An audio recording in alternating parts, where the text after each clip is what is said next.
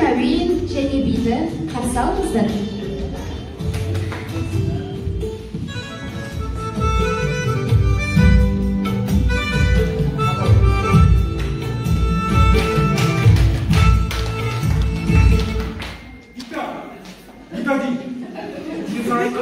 Мына кедермен ойнаушы болма, жолаушы болмаларға.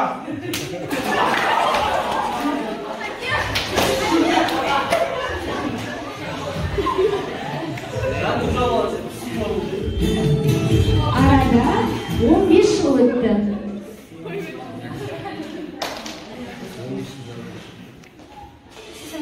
Siz zamanınız kadar жатыр ғой. Ой, 15 жыл болды. Тоқтамай ағылдым.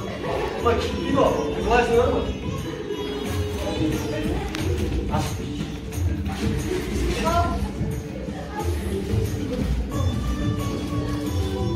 Жіберіп қуамын. Қызам болсын.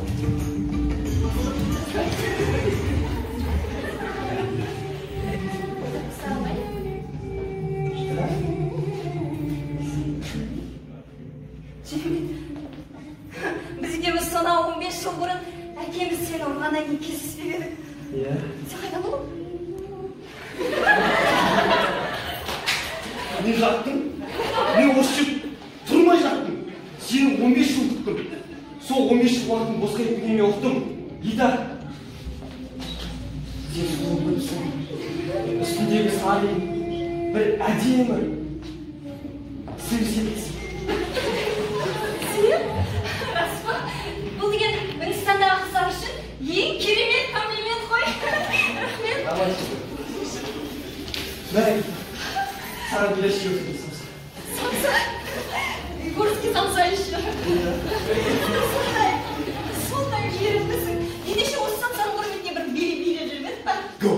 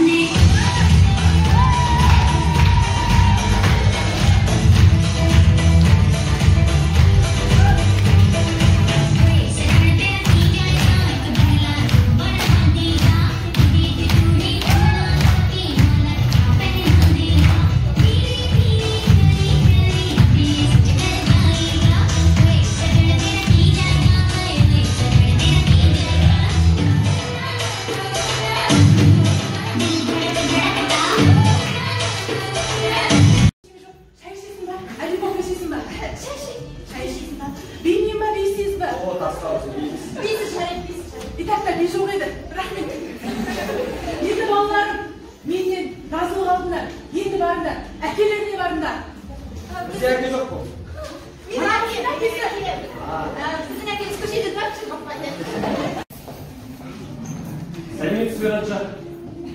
Жими? Саған не керек? Сіздің қызыңыздың аяғыңызға келіп қойды. Мен саған қашан қайтам, сен кейде менің қызыма үйлене алмайсың. Жол әке, бұныңыз не? Ол менің әкем ғой. Әке! Әке, егер бұлай ететін болсаңыз, біз қашып кетеміз дәл қазір. Кеттік жүр! Жиме! Қашып кетейік!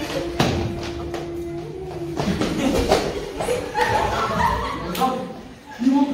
Біздің қызымыз қашып кетті. Не дейсің? Қызымыз қашып кетті дейсің деймін саған мен. Тез бабына осы мұрайды басын алыңдар. Қай жақтан оқып беріп Раджа? Қалай болса бәрібір маған түркиспен болсын, зеңгеймен болсын, тауып алып кел деп бар. Күші тұста алдым ба? Сендер кімсіңдер?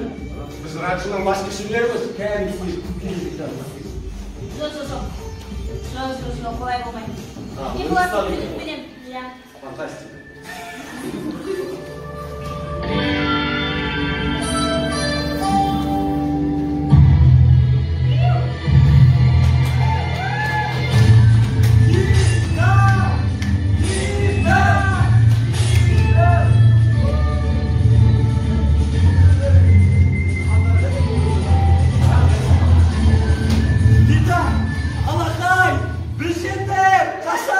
Жоқ.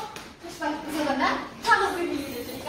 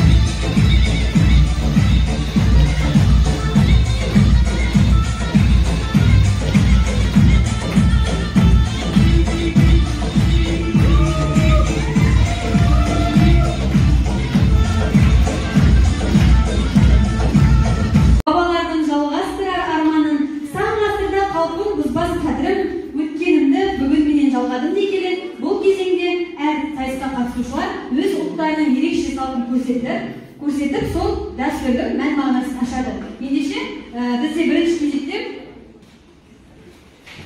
Украина отыр.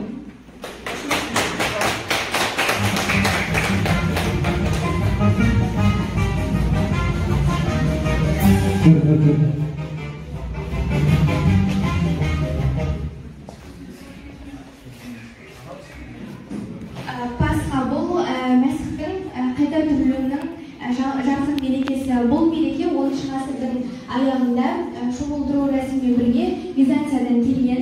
Осы дәстүр қазіргі күнде де әдемі салтанатты түрде аталып өтеді. Біз не үшін Пасха алған болатынбыз, себебі қазақ халқы, яғни түркі халықтарында Наурыз мерекесі әр жыл сайын тойланатын дәстүр болып кеткен мерекенің бірі. Сол сияқты Пасха христиан, соның ішінде православие дінінің өкілдері тойлататын мереке.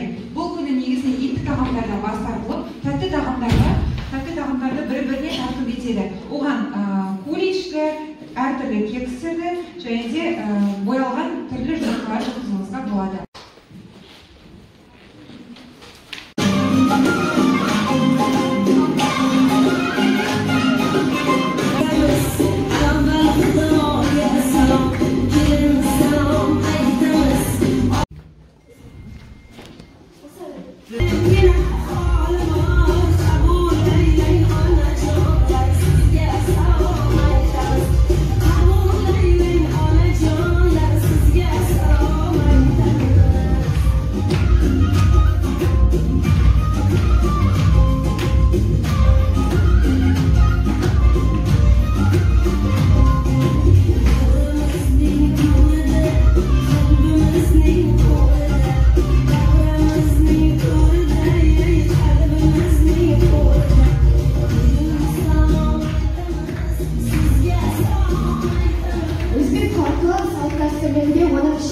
Тойда орындалатын салт дәстүрлерге өте бай халықтардың бірі. Жаңа ғана болған көрініс, ол бізде келін салу салт дәстүрі. Бұл дәстүр бойынша әулетке жаңа түскен келін өзінің жаңадан келіп жатқан өзінің күйеу жігітінің отбасына келіп, барлық туған туысқандарына сәлем беріп, ізеттілік, сыпайылықтың нышанын танытады. Және тойға қатысты тағы бір дәстүрдің бірі нан жегізу деп аталады. Өзбектерде бұл дәстүр келін мен ене тандыр нанды екі жағынан бірдей уақытта істейді. Бұл отбасыдағы шынайылық пен беріктікті білдіретін дәстүр. Үнді ұлтынан қандай әдеп болып келеткен бірге тамашалайық, ендеше үнді ұлты.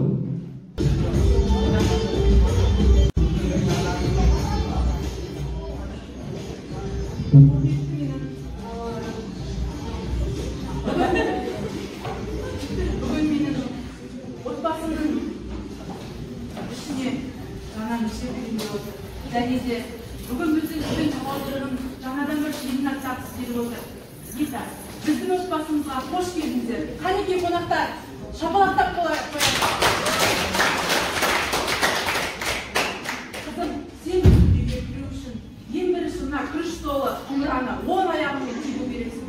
Бұл менің белгісі дейін десең, бұл біздің отбасымызға құт береке, молдық алып келеді деген сеніммен сені күрішті 10 аяғымен тебуге шақырамын.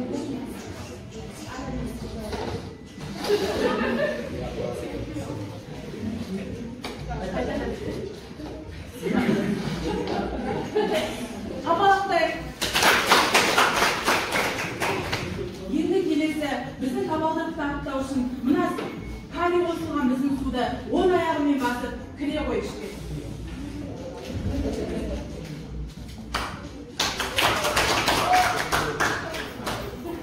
Артында қалған іс біздің үйге мәңгілік келін болып кіргеніне куә болады. Енді жүріңдер, ибадатханаға барайық. Біздің Құдайымызға құлшылық етіп, одан бақытты болуды тілеңдер. Бізге Құдайдан басқа ешкім көмектеспейді. Сендердің жақсы отбасы болуларына, бақытты болуларына Құдай көмектеседі. Сендер Құдайдың разылығын алу керексіңдер.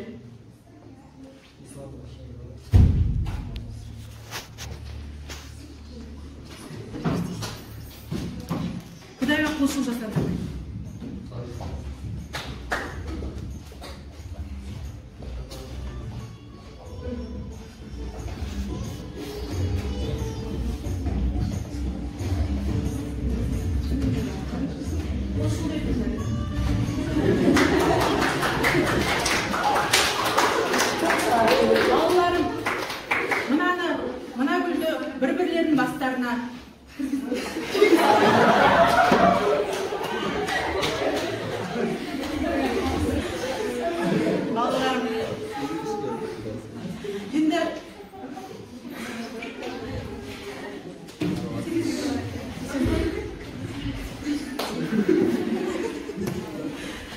Енді біздің қасиетті отымыздың қасына барып Брахманның айтатын сөзіне құлақ асайық.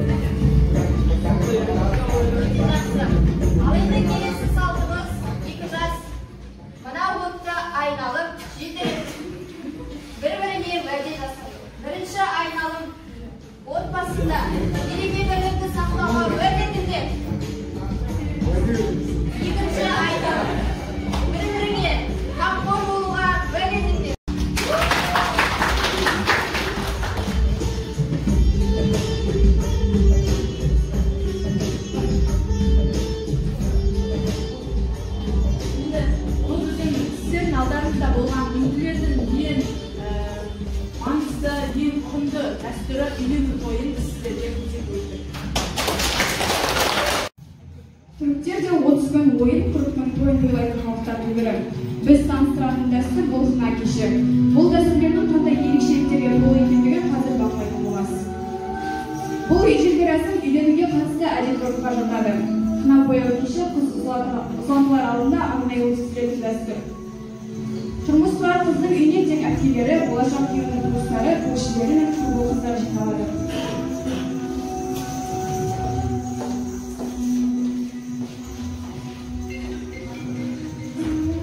Одан соң қауымдық жиналған қауымға сәлем беріп, бөлменің ортасына отырады.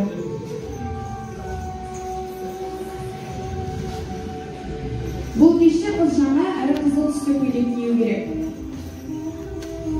Бірінші анасы қызына алтын сақина тағып, бетіне сүйеді.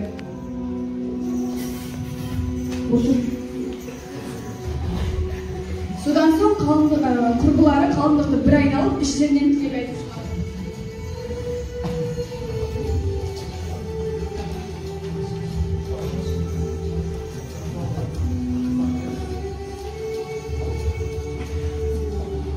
Хна жарларын алдында бойжеткен алақанын ашпайды. Алақанын ашу үшін бір сыйлық алғаны жөн. Қайыненесі болса алтын беретінін айтады.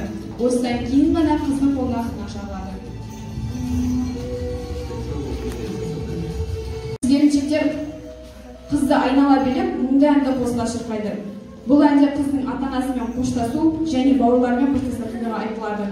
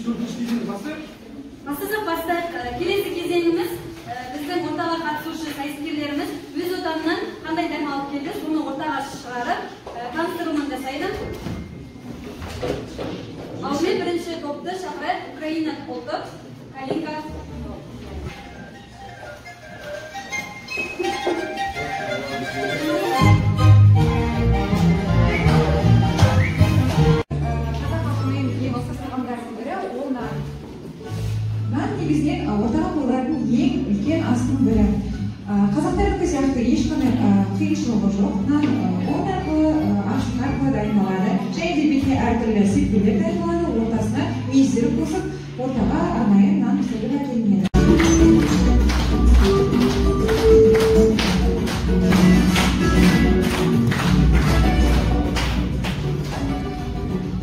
Бұл дастархандағы өзбек ұлтының ұлттық тағамдары.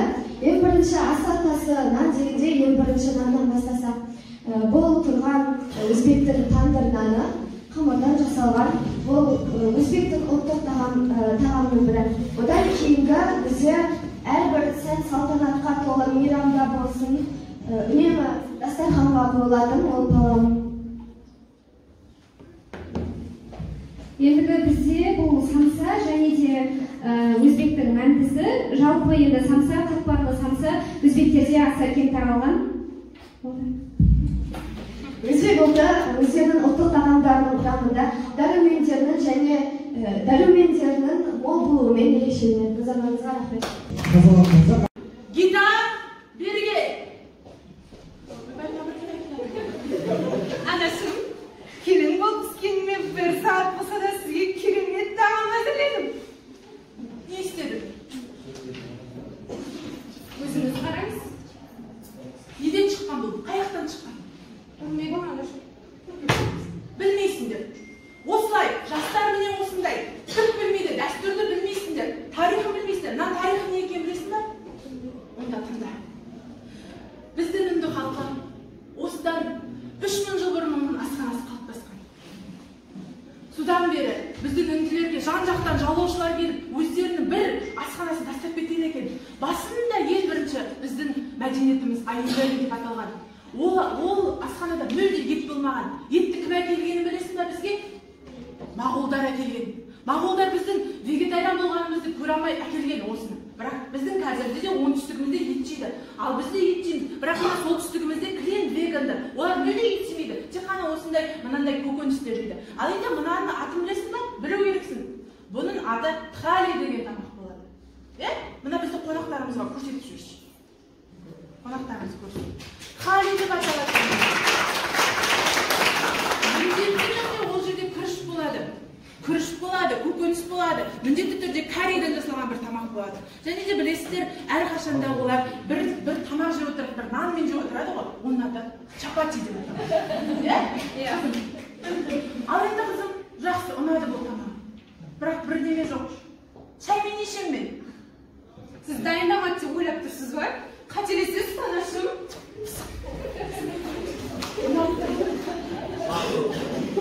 Неге? Кішкен кетті, бірақ нормально. Бұның аты жалеби деп аталады. Бұл біздің кедей шағымызды еске салады. Өзі 3 заттан дайындалады. Оннан судан және қопсытқыштан. 3 нәрседен ғана дайындалады. Бірақ қазір барлығы жақсы көреді оны. Кәрі де жейді, бала да жейді, кедей де жейді, бай да жейді. Бар, қонақтарға береді. Қонақтардың аузы кетіп шығар. Сүйістіріп отқан шығар. Енді қызым, соңында маған ұнамай тұрған бір зат бар. Не деп ойлайсың? Білдеме білесің ба сен өзі? Сен келін болғаннан бері мына орамалды басына кию керексің. Қазақта сондай